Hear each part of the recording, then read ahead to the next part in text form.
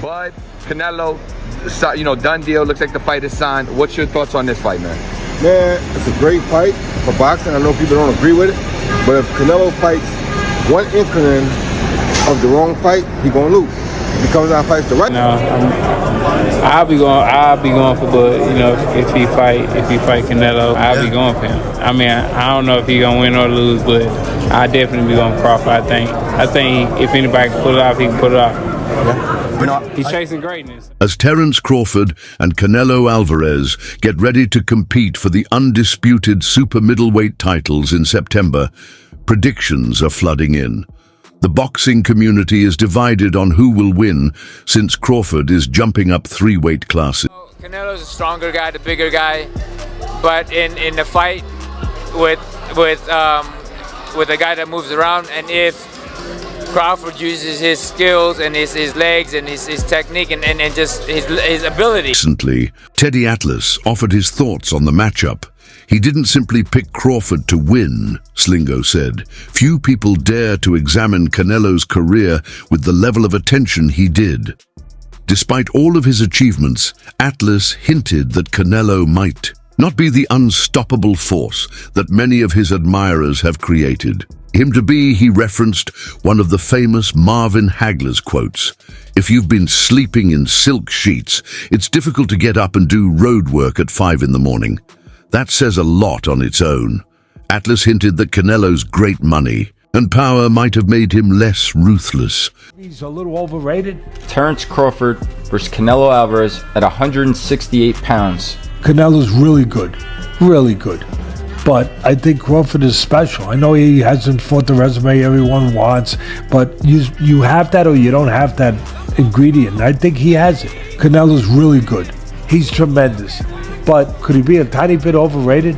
The greatness is within Crawford. It's in his desire, it's in his mind, it's in his makeup, where he came. Furthermore, Atlas re-examined several of Canelo's most notable battles and questioned the results. He claimed that Canelo didn't deserve to defeat Gennady Golovkin in either his first or second fight.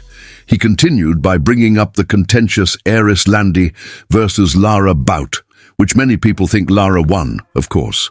Atlas presented the Mayweather and bout as another instance of Canelo getting outboxed at the greatest level, despite the fact that it was his sole acknowledged defeat. He wasn't undervaluing Canelo's abilities. He used caution while describing the Mexican champion as an extremely skilled boxer with a great deal of charisma. However, he circled in the same sentence. Returning to that eerie query, was Canelo overpriced? A lot of people that say that Crawford can beat Canelo, no problem. I mean, I respect that, but I just think they're stupid. I mean, excuse my language. The size difference of a bigger man changes everything with one punch. And I can see the same thing. I mean, you saw Canelo Alvarez fighting Amir Khan. Now, look at this. Terence Crawford. Atlas isn't the only one making noise. Crawford is also being bet on by Shannon Briggs, the blustery former heavyweight champion famous for his "Let's Go Champ" battle cry. Not only to win points either, Briggs is demanding a stoppage, which, if it occurred, would rock boxing to its core. It's not a cautious prediction for Briggs. He's supporting it with the kind of assurance typically associated with predetermined outcomes. Even though he's not much of a gambler, he suggested he might put money down. This kind of confidence in a pick is uncommon for Briggs. Crawford, on the other hand, strikes him as a finisher, a knockout artist, and a fighter who rises to greatness rather than falls short of it. Speaking of Canelo, did you catch his past performance and what did you think? I always think that Canelo have a good performance, but the last one are not good. Don't look good. His opponent and him don't make entertaining fights. So I don't know, man. I don't like it, the fight. Last thing, since you fought Canelo, how much better has he gotten? And him? The seasoned trainer responsible for Gennady Golovkin's ascent, Abel Sanchez, had a different take. Sanchez discussed the significance of weight classes with KO artist, sports, having direct experience with Canelo's handling of elite pressure. His opinion was direct. Crawford is venturing into a realm where durability and power size have distinct connotations.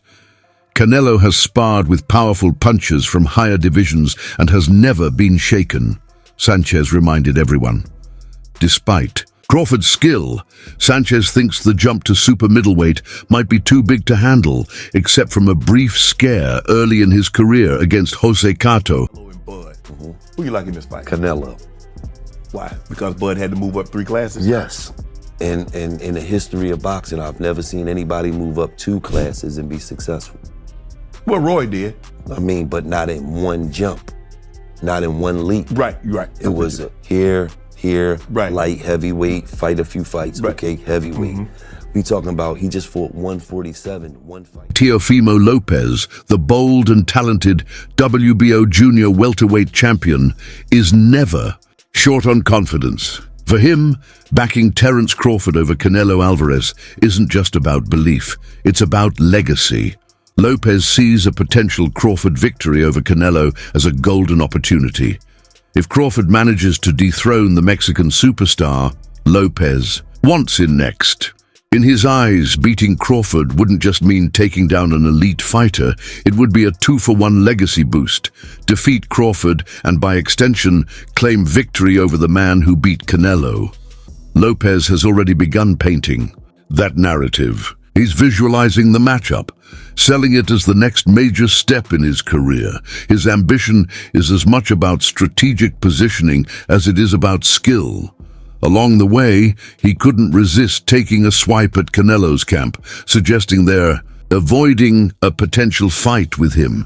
It's typical promotional posturing, but it adds a compelling twist to the broader boxing story.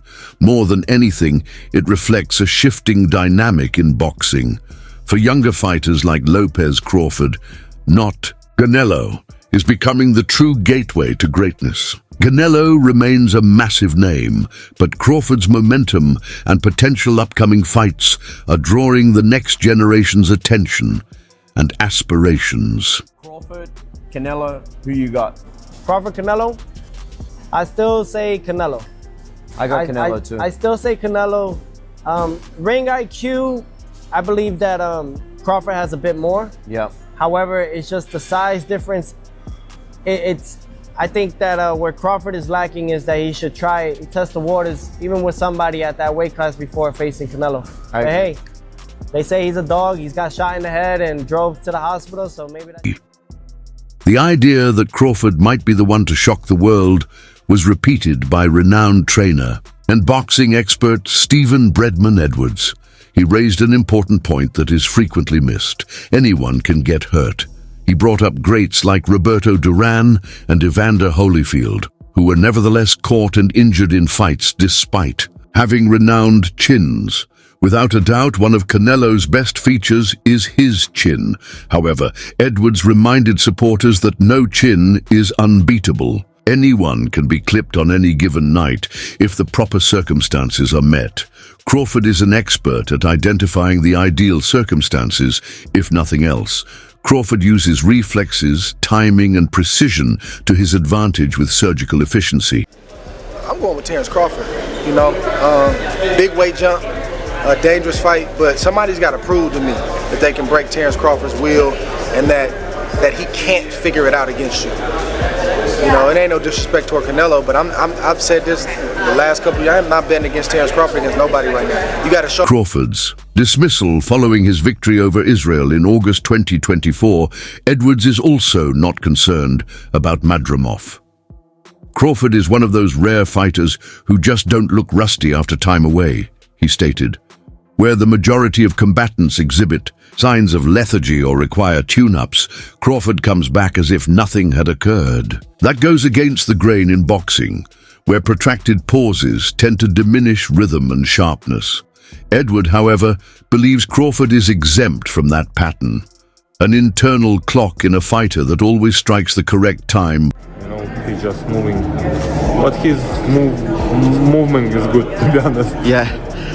What do you do when there's a fighter that comes to not win but last? You've just heard we can hear now Canelo has won the fight. What do you do when someone comes to last the distance and not try and win? What should do or what? Yeah, how does Canelo avoid this? Because it happened, he feels, against Berlanga, and 90% of the... When combined, these forecasts do not constitute a consensus. Rather, they reveal a distinct division in the public perception of this conflict. Some people think Crawford won't be able to handle Canelo's physicality, expertise lifting heavier weights, and durability. Conversely, there is the belief that Crawford's adaptability, intelligence, and hunger will make the difference. Every point of view emphasizes a crucial aspect of the game. Sanchez highlights the benefits of natural weight, hunger, and momentum are indicated by Briggs and Atlas. Lopez recognizes a chance. Edwards focuses on the notion that the correct punch delivered at the proper moment may defeat even the most resilient competitor. Manny, what do you think about Canelo versus Crawford? Crawford's moving up like 20 pounds. What do you think? Good. Good for Canelo. Good for Canelo?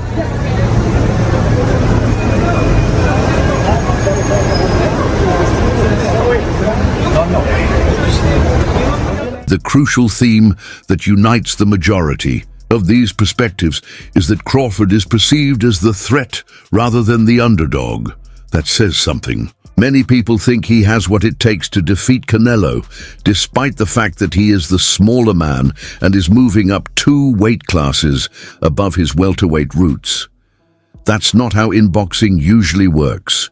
When a fighter reaches that high on the scale, the conversation usually revolves around moral triumphs or survival, but it's about conquest here. Crawford isn't shown as a David who is expecting to strike it lucky. He is shown as an apex predator who is attempting to establish dominance by invading a rival's area. Last question, Mr. Boozy. Canelo Alvarez, William Skull. Right. Canelo landed, I think that broke the record for the most punches, well, the least punches thrown and the least punches landed in a 12-round fight. I think Canelo landed 55 punches. Right. William Skull used a lot of movement. People were calling it running. Same like a... You told me that Terence Crawford and Canelo was a 50-50 fight. You told me Terence Crawford had a chance. Right. Me, I was leaning towards Canelo because of the size. Canelo's unanimous decision win over William Skull was never in doubt, but his performance raised fresh concerns. He lacked urgency, bite, and the drive to dominate, traits once central to his style. Some see it as the calm confidence of a seasoned champion. Others, like Teddy Atlas, suggest it signals something else: comfort, complacency, or even decline. After nearly 2 decades as a pro, Canelo has little left to prove. He's been boxing's face, its top earner, and a pay-per-view king for years. But that level of success can dull the edge. Meanwhile, Terence Crawford fights like a man still, chasing greatness. There's hunger in every round, as if he's determined to cement his pound-for-pound status. The contrast between them feels stark and may point to a shift in boxing's balance of power. With Crawford going up, I believe he can put a beating on anybody 154, 160. But not 68. Nah, Benavidez is... Canelo. Yeah. Oh, Canelo. I think he's a smart fighter. He doesn't rely on his power. Crawford ain't a fighter who just relies on his power. And then Canelo, when he's fought Berlanga, then fought Ryder, Munguia. It's even. I think it'd be a 50-50 fight if Crawford fought Canelo. Keone Davis, a 193-pound middleweight who has sparred with both Canelo Alvarez and Terence Crawford, offers unique insight into their upcoming September clash. Having shared the ring with both champions, Davis respects Crawford's elite skill set and adaptability, but leans toward Canelo as the likely winner. His reasoning goes beyond strategy or technique. He emphasizes the role of physics and biology in the sport. Davis points out that while Crawford is exceptionally disciplined and well-prepared, moving up multiple weight classes presents a rare and difficult challenge. Fighters can prepare all they want, he explains, but when you enter a division where opponents are naturally heavier and more comfortable, there's a physical gap that training can't completely close. According to Davis, Canelo's natural fit at super middleweight is a decisive factor. He describes the Mexican champion as someone who sits really well at 100. Crawford is going to fight Canelo, because even if I have some doubts and misgivings about the size matchup, it is two action fighters who like to fight aggressively at times, not all the times, going against each other, and we'll see who can open the other person's tuna can, so to speak. 168, highlighting how fluid and powerful Canelo looks at that weight. While Crawford's ambition and preparation. Terence Crawford, Canelo. Yeah, I believe Terence Crawford is going to be in top shape, and I believe he's good enough to outpoint Canelo. But I don't believe. I believe the power would be a challenge, if you will. So I'm going to say Terence Crawford. Are unquestionable. Davis believes the physical demands of fighting a naturally bigger opponent could be too much to fighter. The only thing I see that favor Canelo is that, you know, is his weight. Yeah. And that he's more bigger. You know what I'm saying? That's the only thing. But as far as skill set wise, IQ, I feel like Crawford can match anybody and probably do way better. You know what I'm saying? But you know, Crawford is a legend, bro. Yeah. You know, and like I said, overcome. In his view, the comfort and power that come with being a true super middleweight will give Canelo a significant edge. He would have done better than Skull, though. 1,000%, without a doubt. I would have beat Canelo, and this is what I've been saying. He's over the hill. Obviously, Crawford's a great fighter. Canelo's a great fighter, but I just think that this has more hype around it, and you know, we just saw them come off of some boring ass fights, and they're probably just gonna sit there and dance for 12 rounds.